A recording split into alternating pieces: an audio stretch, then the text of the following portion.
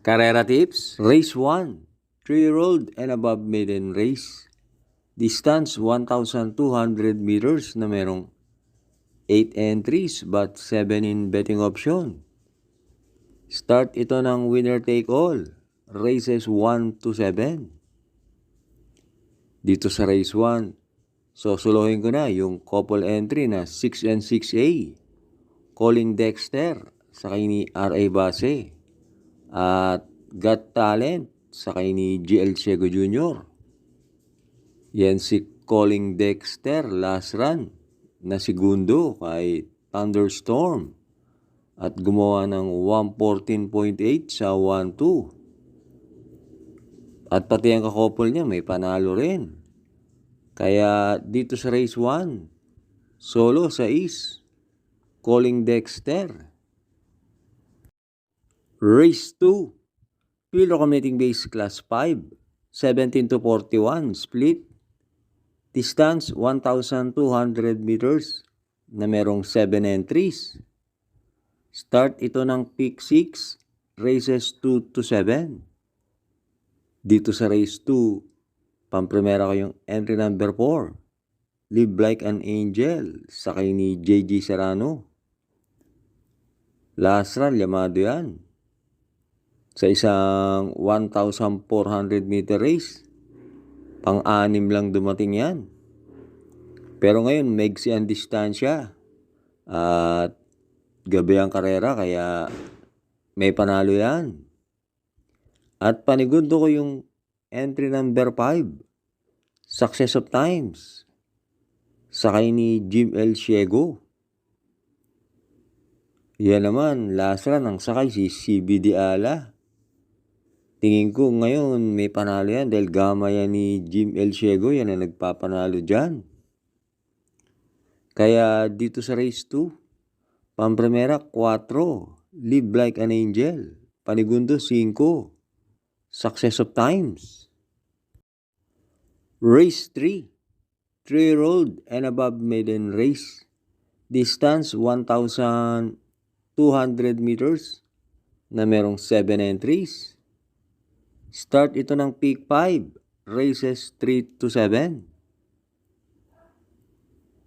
Dito sa race 3, pamprimera ko yung entry number 7, Talkative Nate sa kay ni JL Santiago. Yan ang tingin kong babandera at meron yan 117 sa 1-2. At panigundo ko yung entry number 6, Materialist sa kay ni Pati Dilema. Yan naman, may barrier na 118 at medyo nakapigil lang. At sasama ko yung entry number 5, Courage sa kay ni Jim L. Ciego. Tingin ko pag inilaban yan, may panalo rin yan. Last run, nakita ko hindi masyadong pinilit yan. Kaya dito sa race 3, pamprimera 7, Talkative Nate, panigundo 6, Materialist, pantersero 5, Courage. Race 4, field accommodating base class 4, 42 to 56 split. Distance 1,200 meters na merong 8 entries but 7 in betting option. Start ito ng peak 4, races 4 to 7. Dito sa race 4, pamprimera ko yung entry number 6, Whirlwind sa kay ni CP Henson. Last run, parang inayaw lang yan. Napang-apat yan nung manalo si My Boy Lollipop.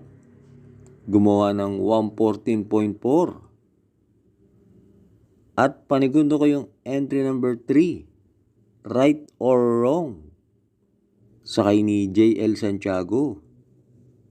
Nung manalo yan sa distansyang 1-2, gumawa ng 1.14. Tinalo niya si Sylvie Dakis. Kaya dito sa race 4, binabati ko nga pala ang ating mga members.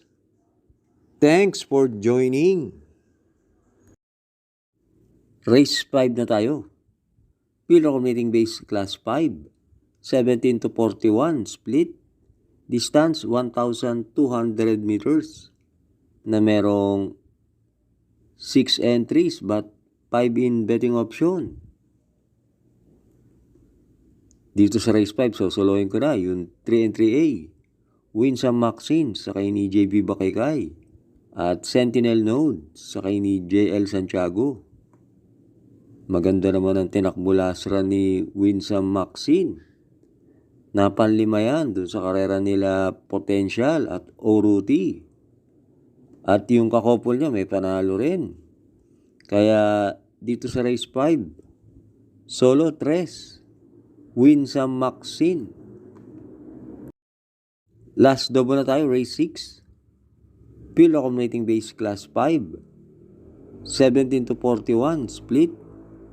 Distance 1,200 meters na merong 7 entries.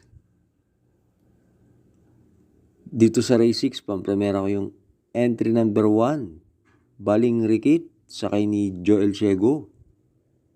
Doon sa karera na pinanalunan ni Electrify, napampito yan. Dikit-dikit sila sa datingan ni na La Republica, They Will Be Done. At panigundo ko yung entry number 5, Awesome Cole, sa kay ni JL Santiago. Last run, maganda tinakbo niya, na tersero yan, nung manalo si Lake Apo. Kaya dito sa race 6, pampremera, 1, Baling Rikit. Panigundo, si Inko, Awesome Cole. Last race na tayo, race 7. Field accumulating base class 5. 17 to 41 split. Distance 1,200 meters na merong 8 entries. Dito sa race 7, pampremera ko, entry number 2, Follow the Ruler sa kay ni J.A. Pastoral. Maganda ang barrier niyan, gumawa ng 116 sa 1-2. At maglalagay akong panigundo dahil paratingan to ng winner take all. Panigundo ko yung 7, Laguna de Bay sa kay ni JD Huko. Sa tingin ko mababa rin yan sa laban at dating gumagawa yan ng 114.5 sa 1-2. Kaya dito sa race 7, pampremera 2, Follow the Ruler.